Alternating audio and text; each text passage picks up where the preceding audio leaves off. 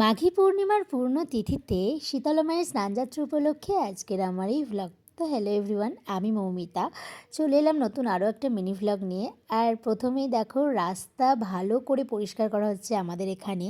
আর এরকম অনেক সবাই জল বিস্কুট তারপরে যার যেমন সামর্থ্য অনুযায়ী সব মানুষকে এরকম দেওয়া হচ্ছিলো আজকে যারা উপোস করেছে। তারপরে দেখো আমাদের মা কিন্তু বেশ 3টে নাগাদ আমাদের এখানে বের করা হয়েছিল। আর ফার্স্টেই আমাদের বড় বাবা পঞ্চানন বাবার সাথে দেখা করিয়ে সেই মাকে নিয়ে চলে যাওয়া হচ্ছিল স্নানের উদ্দেশ্যে। এই মাটিকে আমরা দেখাতে পারলাম না, বাট আমাদের পাড়াতে যখন মাকে নিয়ে আসা হয়েছিল তো সেই মাকে আমরা দেখাবো। আমরা সালকিয়াতে যেতে পারিনি, কারণ সালকিয়াতে আজ এত বড় উৎসব।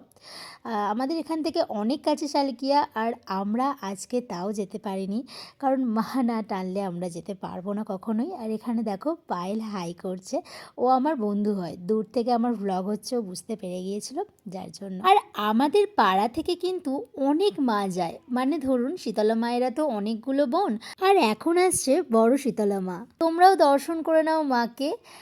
দেখো কত সুন্দর করে সাজিয়েছে আজকে। আর আজকের দিনটা আমাদের পাড়াতেও বলতে পারো এত আনন্দ হয় যে সব ভক্তরা দেখো উপোস করে মাকে কি সুন্দর সাজিয়ে নিয়ে যাচ্ছে। তারপর বড় মা যাওয়ার পর এখানে আরও একটি মা আসবে, সেই মাটি আমি জানি না, তবে ঠাকুর মা আসবে। আচ্ছা দাঁড়াও তোমাদেরকে দেখাই। আর এবছর কারা কারা সালকিয়ায় যেতে পারলে না তারা কিন্তু আমায় কমেন্ট করে জানিয়ে যে নেক্সট বছর হবেই হবে, তাই তো। তারপরে দেখো এখানে আসছে আরও একটি মা, আর এই মাকেও দেখো কত সুন্দর করে সাজিয়ে গুছিয়ে নিয়ে যাওয়া হচ্ছে।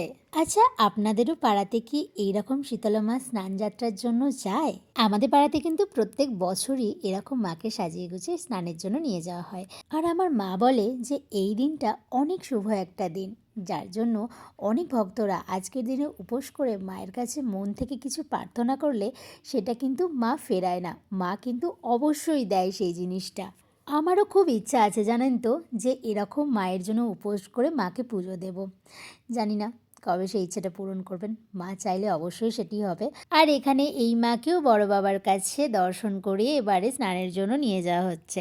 আমি তো প্রায় 2-3টে ঠাকুর দেখলাম, তোমরা কটা দেখলে অবশ্যই কিন্তু কমেন্ট করো।